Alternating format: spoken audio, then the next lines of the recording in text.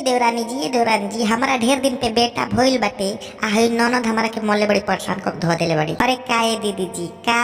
मरले बानी उथी कर दिले बानी। दे दी जन मांगो ताड़ी ननद जी जन कह ताड़ी उनकरा के दे दी।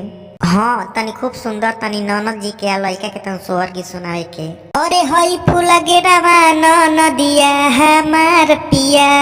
हई फूल गेनावा ननदिया हमार पिया, लाल के बधैया मांगे झुमकाया हार पिया, लाल के बधैया मांगे झुमका आहार पिया,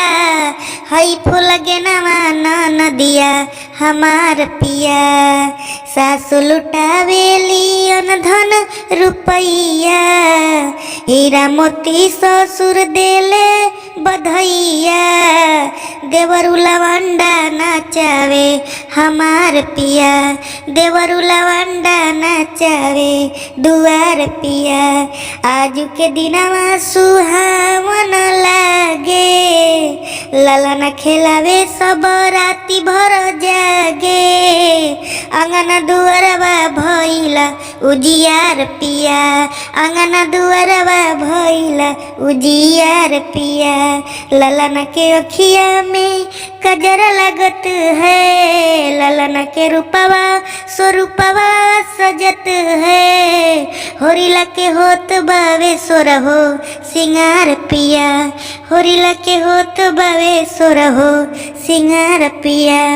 दुआरे पे सोहर बधैया बाजे,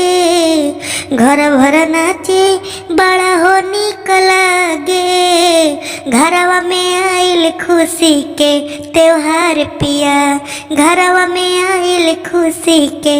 बहार पिया, लाल के बधैया मांगे सोनावा के हार पिया, हई फूल गेनावा ननदिया हमार पिया, हई फूल गेनावा ननदिया हमार पिया।